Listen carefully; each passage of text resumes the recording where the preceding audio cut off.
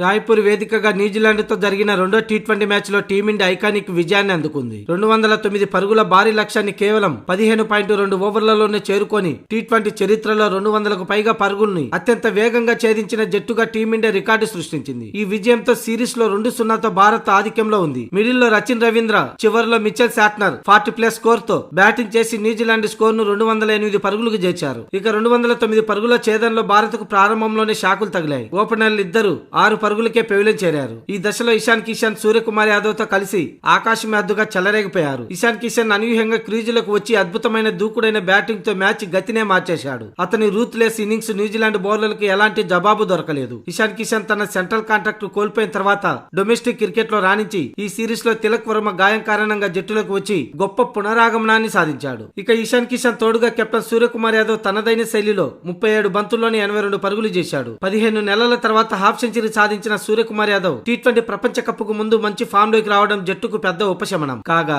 T20 world cup కు ముందు team India వరుస విజయాలతో దూసుకుపోతుంది. ప్రస్తుతం న్యూజిలాండ్ తో 2 విజయాలు కూడా అలా ఇలా రాలేదు. టీమిండియా సూపర్ భీకర ఫామ్ లో ఉంది. ఈ క్రమంలో పాకిస్తాన్ టీమిండియాపై ఏడుపు గొట్టుతో అసూయపడుతుంది. వరుస విజయాలు చూసి ఈర్ష్యను వ్యక్తం చేస్తుంది. ముఖ్యంగా పాకిస్తాన్ మాజీ ఆటగాడు షాహిద్ అఫ్రీదీ అయితే న్యూజిలాండ్ సి జట్టుపై గెలవడం కూడా ఒక గెలిపేనా అంటూ వివాదాస్పద వ్యాఖ్యలు చేశాడు. రెండో టీ20 గెలిచాక షాహిద్ అఫ్రీదీ వ్యాఖ్యలు చేశాడు.